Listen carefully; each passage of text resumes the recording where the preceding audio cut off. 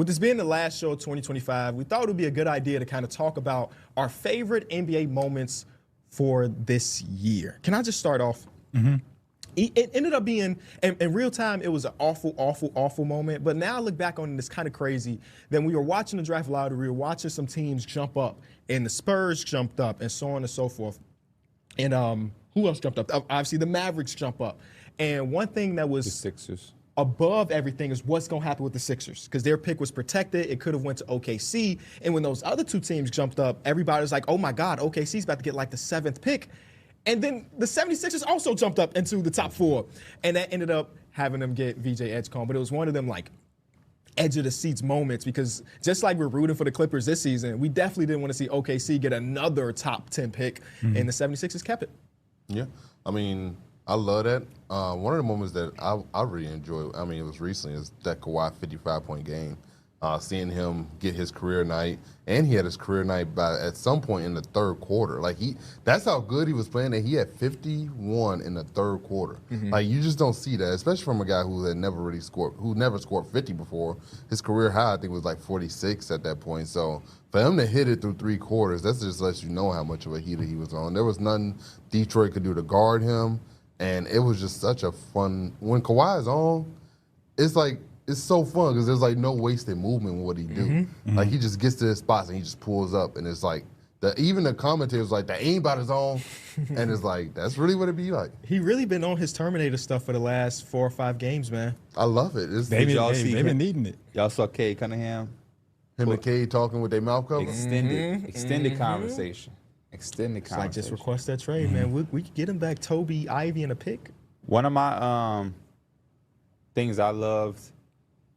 2 and 1. Number one, I feel like the playoffs really delivered this past year. Yeah, it did. There was a lot of dramatics. There was a lot of good basketball. We had an NBA Finals that went 7 games, full through and through. And in all of that, us going to that Knicks-Pacers game in Indiana. Never experienced my gosh, game experience like that. That was a very fun time.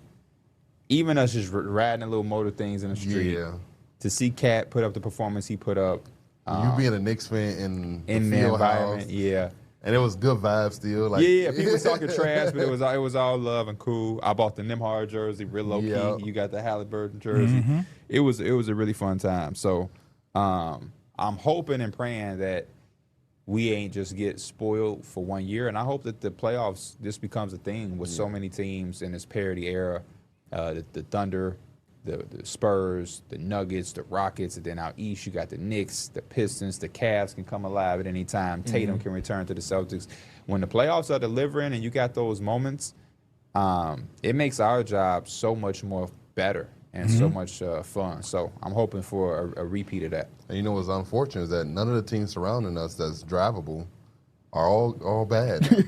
Yeah, but you know what's funny? The Pacers, the Bulls, and the Bucks. You know what's funny though? What? We are fortunate enough to make enough money that if the Knicks went on a deep playoff run or the Knicks went to the finals, we could definitely take that flight to the We could take a flight. It might be smarter to fly somewhere else though. Huh? Because the Garden Knicks tickets is gonna be crazy. If they play in OKC, then wait, what did you just say? No team? None of the Cavs. teams around. Oh, that's 6 hours though. Yeah. That's a 45-minute flight? Yes, it's a very short flight. We flew there. So yeah, we did. Also, Detroit, that was a 5-hour drive when I did it. Detroit. That's not Somebody that's not to the help worst. me on that one. Never mind. You just might have to fly it. Last time I drove, I felt like Lil Uzi on the way home. Boy, my eyes were so low. I'm like, bro, I'm so. Oh, I'm you so funny. I always love that lyric video. Push me to this. One of my favorite things that happened over this year, and it's more of a general type of thing, but I love how this next generation is really becoming a staple, and I feel like we're really turning that page from the Shays to the Cades to the Wembys. Mm-hmm. And we're also still getting a lot of really good production from all the old guys as well, to the LeBrons, to the Kevin Durant's. Like, they're still producing. But the NBA is just in good hands. And I think it's been we got the best of both sides, where the NBA is trying to look for that new face, so they kind of have to push everybody. But everybody is kind of delivering, too, from all the young guys. So it's been working on both sides. Yeah, I think, really, I don't think we have a solidified face. Maybe it's Vic. I think it's because Vic. Well, I think it's still Braun, believe it or not. Yeah, now, no, it is definitely Braun. But I'm talking about the next guy. It's probably gonna be Vic. I don't know if he wants it. No, he's the one that does. You don't know? Boy, he wants that Everything he thing can more do than anything in the world. To get that attention, he does. I mean, Anthony Edwards is the one who He said went to hang out with monks for the Instagram picture. He wanted to be the face of this league. He kind of has no choice with how he plays. Yeah. There's no way you could be that good Just and gotta not be be the healthy. face. Gotta be healthy. Yeah. Yeah. I'm so surprised you didn't talk about February 2nd. I mean, that's just, hey, Luka becoming a Laker is still mind-boggling to me. Don't it feel like to it was this like 3 day. years ago, though? It does. It And does. still being in this calendar year is kind of nuts. It does. Yeah. I had that popped up for me in a different way. I just like how the NBA came together to not really support Nico Harris. And I wish Nico well. I hope he's doing fine ever since the exit from the Mavericks. But I do think like we need more of that when things are just totally like right now college basketball. Baylor went and got the guy that got drafted and played, and it's like like we should as college basketball fans we should rally against Baylor. Nobody root for Baylor, be anti-Baylor because that is some BS. And it also kind of sets up the pivot from LeBron. Like they now have a clear pivot post LeBron and AD that they have Luka. That don't And make. it's like, I have nothing to love about that though. I love it because we're probably going to see LeBron on another team. Oh, Whoa. that's what you're thinking about. I thought you Whoa. meant Laker-wise. Yeah, me Because too. like it also seems like their relationship probably ain't the same, and he's probably not going to re-sign. So like I just see a world where now we see LeBron retires on another team. That has not crossed my mind. He's been pretty public about retiring as a Laker, too. I mean, things change. What Giannis say, I'm a human. Opinions can change. But if him and Rich Paul have been very open about it being Lakers. But it could happen. Who knows? Yeah. Who knows? It's a good one. LeBron retires as a Spur. Man, that would be crazy. LeBron retires as a Warrior. I just saw Bill Simmons said the Warriors and Lakers should do a LeBron for Jimmy swap. No, absolutely not. You don't want to be paying him all that money? Absolutely not. Another thing, I Stop guess. passing around Jimmy Butler, by the way.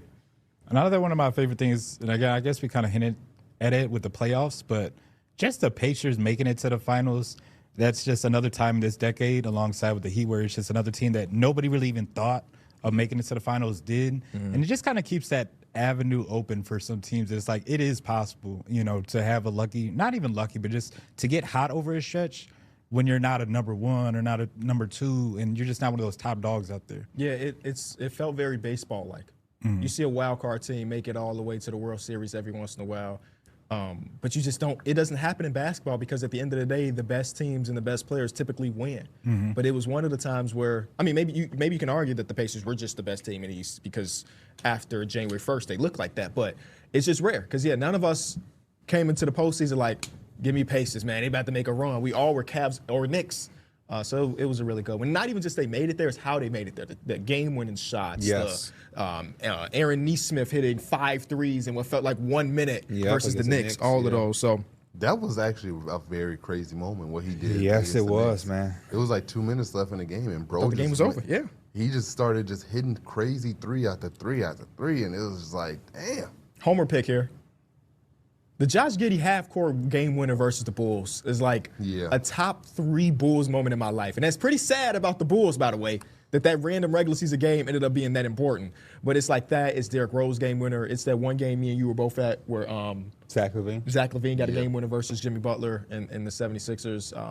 But it was really high on that list because it's not just about the shot. It's like the 3 possessions leading up to the shot, the turnover, the made layup, all of the things leading up to Josh Giddey hitting that shot LeBron losing Cooper Flag because of it. Yeah, I mean, Nikhil Alexander just hit one that was even more ridiculous. Oh, the left-handed half with the court left-handed fading with Alex Caruso. Hold on to the shot. follow-through too. It looks fake. All the fake stuff we see generated online. That if you told me that was fake, I would have believed you. Steph Curry he couldn't do 2 that days again. to respond. He needs something very similar to that. Steph Curry be hitting shots out of the tunnel.